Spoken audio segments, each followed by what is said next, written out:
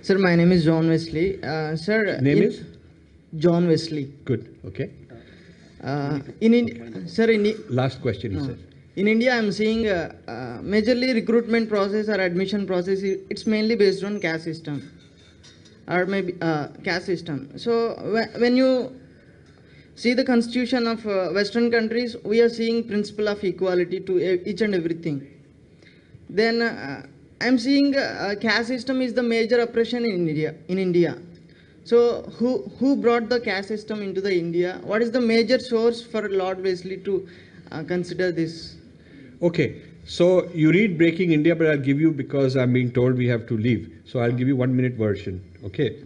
There was this theory of evolution by Darwin, and he did not want it applied to human beings. He said there's no less and more evolved races. He said so. But some of his students who were racists wanted to show the superiority of the West and inferiority of the people they've colonized, and they wanted to put it in the evolution system. So Risley's mentor was somebody who used, and the name is given in my book there, in Breaking India. He introduced this idea that we can apply evolution to races. So he came up with this thing that some are higher, some are lower, and all that. So Risley was sent to turn India into that scheme of hierarchy of people, some inferior, some superior. And so he was looking for trying out this with data collection and gathering and whatnot.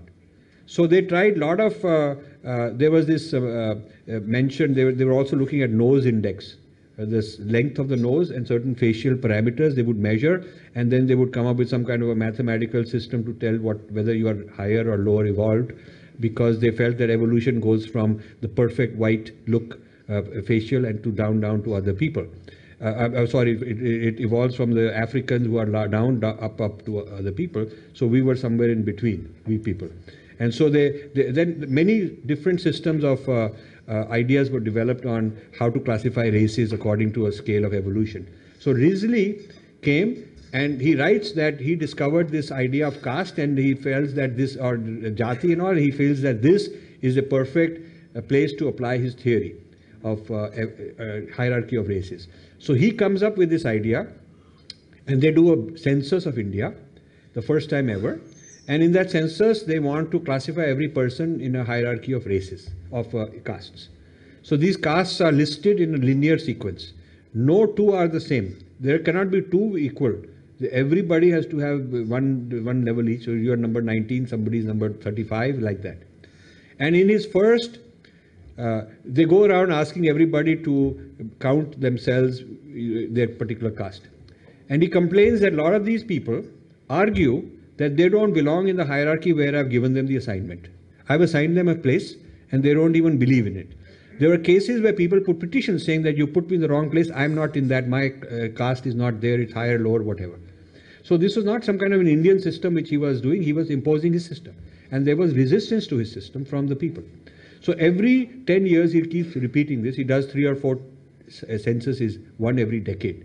So during that 40-year period, this becomes fixed, because then the British government, in order for you to get any services from the government or whatever, you have to write your name, your father's name, and your caste. And so it's sort of like you have this Adhyar card kind of thing. So there was this caste, was this system of marking each person, without which you were not a citizen to be counted who could get his rights. You know, certain jatis were declared criminal tribes. There were like 80 or so criminal tribes. There's an act called the Criminal Tribes Act of India. And in this Criminal Tribes Act, they classified all those jatis. They were fighting this system. They were fighting the British. They were militant. They did not want to be treated a certain way. Some of them were Kali worshippers, like that. And so the British were very scared of these people. And some of them were classified criminal because the British were cutting the forest to export the wood which they needed. And so these people were fighting as militants, they were fighting the British. So the British considered them to be criminal tribes. So they were a British creation that they are criminals, and hence it was legal that person by birth is a criminal. He hasn't done anything. He just born, by virtue of birth in a tribe, he is declared a criminal. And these tribes were to be exterminated. And the term thug, we consider thug, we've adopted this term. We think that thugs are a bunch of those kind of people, but they were just a regular tribe. They were one of the tribes declared criminal, and so in the English language, to be called a thug became a normal way to criminalize somebody.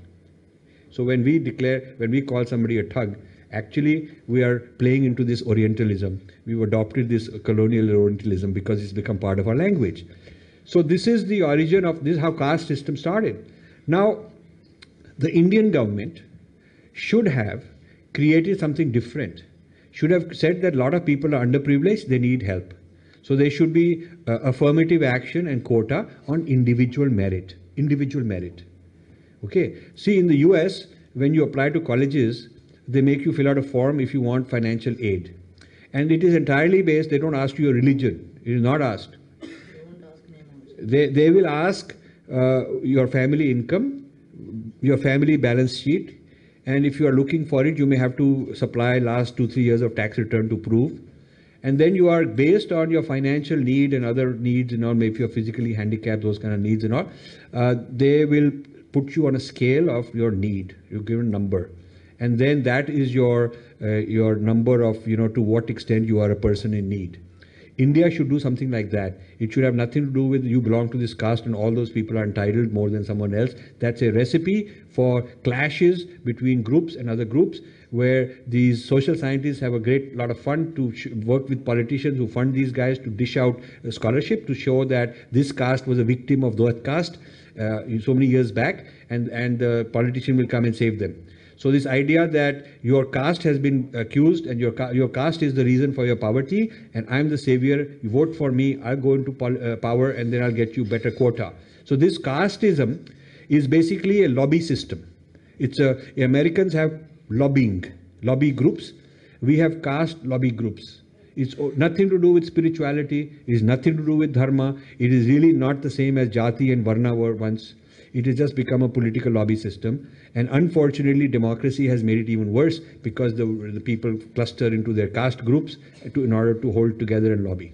So if you want to break the caste system, then the way is not that you put one caste and another caste and negotiate who gets what. That is a way to strengthen. The caste system is becoming stronger by the quotas. Okay. So the way to break the caste system is you turn it into individual level need. The need should be on an individual level.